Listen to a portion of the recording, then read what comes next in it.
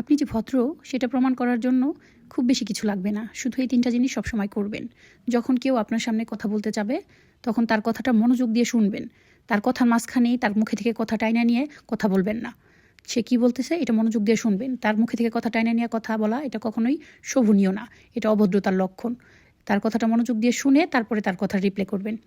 আর দ্বিতীয় হইছে, কেউ যদি আপনার কাছে আইসায় তার কোনো দুঃখ কিংবা কষ্ট কিংবা খুবই হ্যাপি মোমেন্ট শেয়ার করে আপনার সাথে বলে যে আমার মেয়ে এত ভালো রেজাল্ট করছে, আমার ছেলে অত ভালো রেজাল্ট করছে, আলহামদুলিল্লাহ।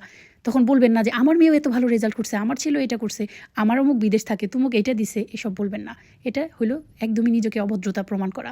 তখন তার কথাটা শুনবেন, তার খুশিতে খুশি হবেন।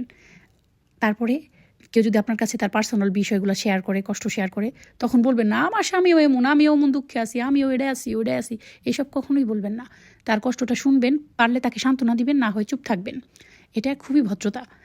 তৃতীয় হইছে, যখন আপনি অনেক এক্সাইটেড হয়ে কারো কাছে কিছু শেয়ার করতে থাকবেন, কিন্তু সে আপনার কথার কোনো গুরুত্ব দিতেছে না, আপনি একবার দুইবার বলার পর আপনি বুঝতে পারলেন, সেই স্থানে একদম চুপ হয়ে যান, তার সাথে কথা বাড়াবেন না, একদমই কথা বাড়াবেন না। কারণ এই লোকের কাছে আপনি যে বলতেছেন সে আপনার কথা শোনার যোগ্যই না, কারণ সে আপনাকে একদম গুরুত্ব দিচ্ছে না। সেখানে একদম চুপ হয়ে যান, নিজের সম্মান বাঁচান, এটা একটা ভদ্রতা। তো এটা আমি আপনাদের সাজেশন দিলাম। অনেক সময় আমারও ভুল হয়ে যায়, কাজ করলে নিজেকে ভদ্র প্রমাণ করা যাবে ইনশাল্লাহ।